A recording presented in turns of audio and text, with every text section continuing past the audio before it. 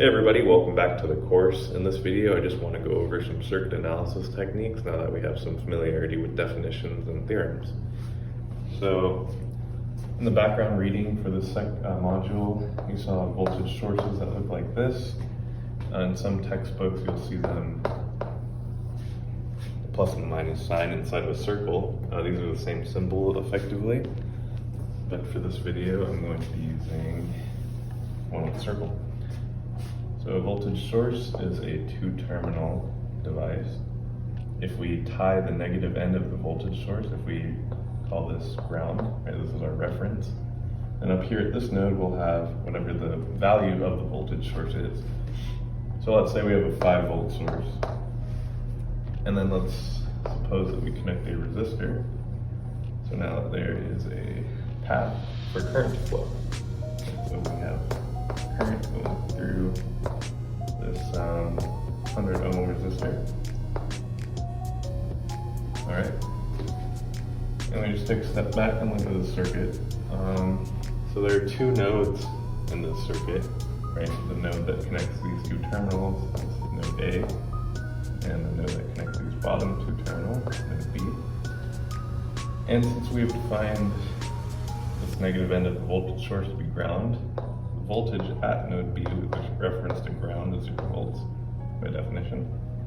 And then the voltage at node A, since there's a path from B to A directly through this 5-volt source, it's 5 volts.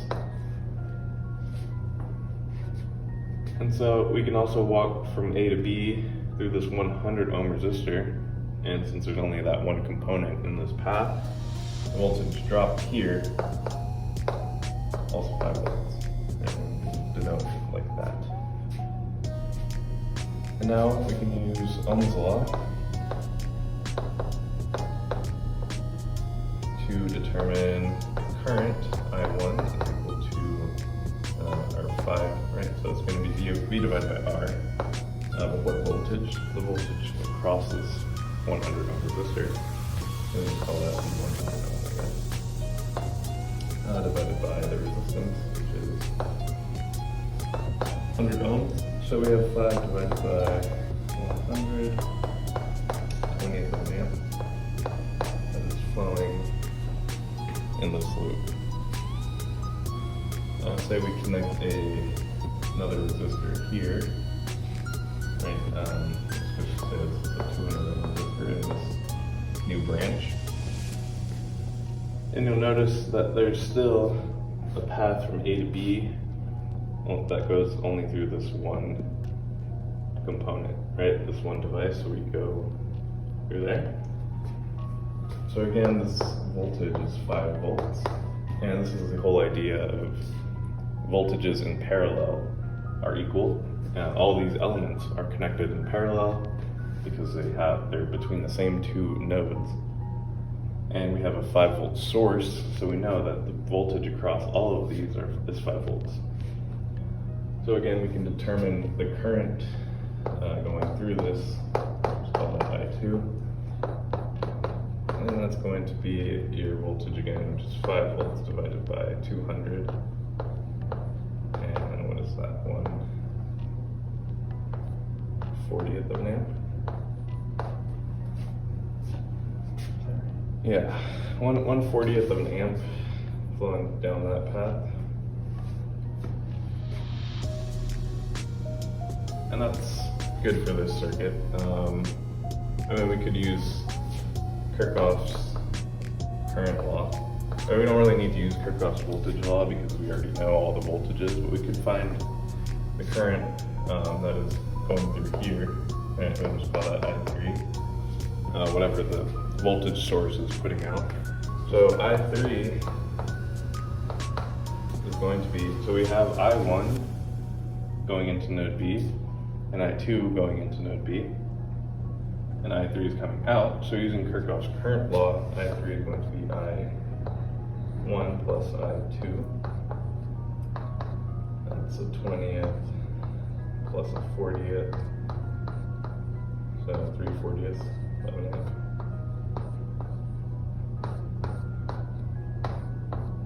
Flowing through there. And that's all I really want to say about this circuit.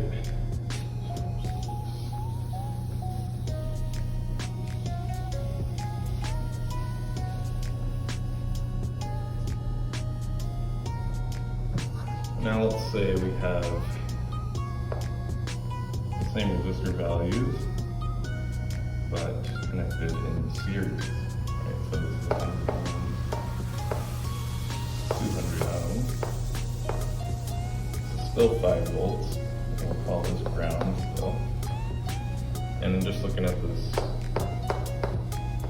circuit, we have 3 nodes. A, call that B, and we'll call this C. So we've got 3 nodes.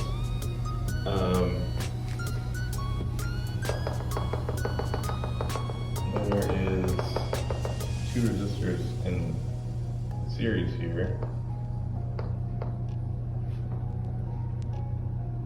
Well, let's just start off with what we know. So the voltage at node C is defined to be 0 since it's tied to ground. The path from C to A through this 5 volt source. So the voltage at A with respect to ground is 5 volts. Voltage across B is a little more tricky, right? We need to find either the voltage, we need to find the voltage drop across this 100 ohm, and we can subtract that from 5, right? So the distance from here to here is 5 minus whatever this voltage is. Or we can just find the voltage drop across this 200 ohm, because from B to C is ground, right? So it's just going to be that voltage drop minus 0. Okay, so let's start off with the current, because that's probably the direction that we want to take this. So in order to find the current, right, I1 is equal to whatever the voltage is, divided by the resistance. And we have the 2 resistance values, but we need to know the total resistance, because the only voltage we have is across the combination of these 2. Right? So from C to A, we need the resistance inside of there. Since the 2 resistors are in series, we need to add them. So 100 plus 200, so we get 300 ohms. And we can find the current then. So the current is going to be 5 divided by 300. That's 1/60th of an amp. There. Yeah, 1/60th of an amp going down this branch back in the loop. So we have the current. Now we want to find the voltage drop across the 100 ohm resistor. And that is going to be using Ohm's law, so I times R. So I1 times 100. And it's going to be 160 times 100.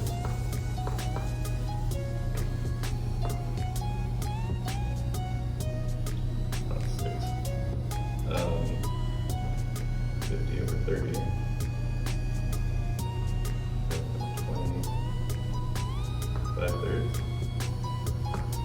5/3 volts. Sorry about that. 5/3 volts going down this 100 ohm resistor. So to find the voltage at node B, we start at 5 volts, we drop down 5/3. So 5 minus 5/3 is 15 10/3. 10/3 volts at node B. So we should be able to confirm that by finding the voltage drop across the 200 ohm resistor. It should be the same as 10/3. So that is going to be our I1 times 200, and that is 1/60th times 200, which is in fact 10/3.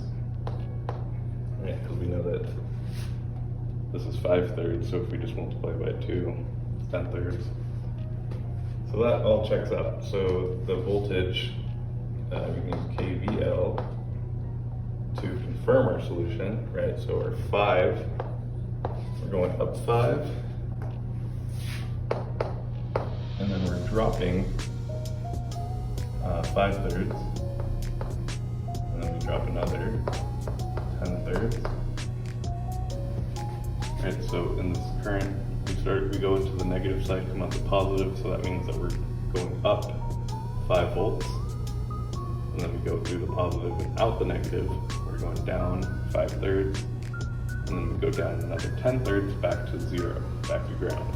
Right, so we have our 5 minus 10/3 minus 5/3, and this should be 0. 0 is equal to this.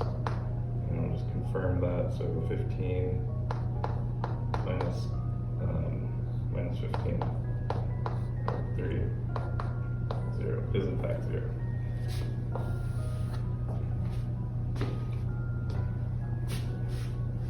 All right, that's all I wanted to say. So we've looked at Ohm's law, we've looked at Kirchhoff's voltage law and Kirchhoff's current law.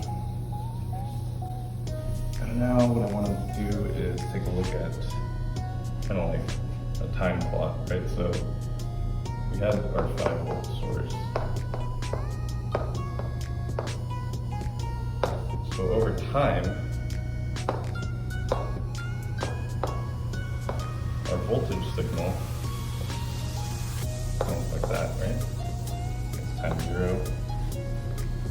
Just a constant voltage source. Now we call this direct current. It's applying direct current because the current waveform, right, is also constant. So if we have current as a function of voltage as a function of current, right? So our IV characteristic, straight line. So it's constant.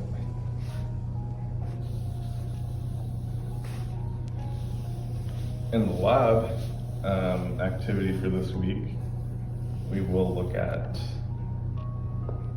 time varying sources. This is a typical symbol for a sinusoidal source, right? So let's say we have 1 volt peak to peak.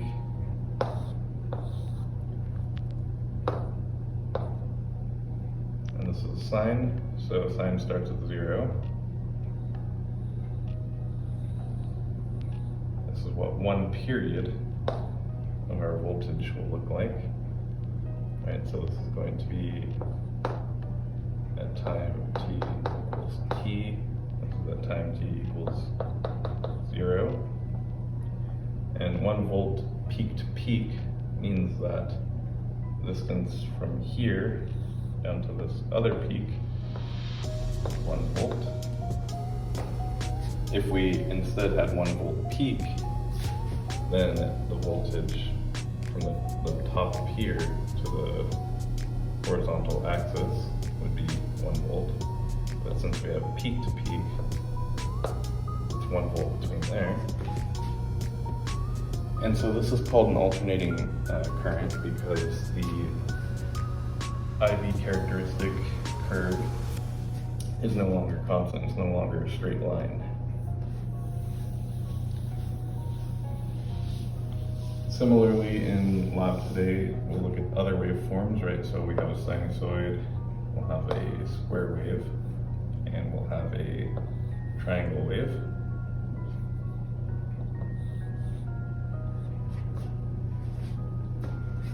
And you'll get to change the settings on the function generator to generate all these different waves. But that concludes what I wanted to discuss for this video. So I'll see you guys in the next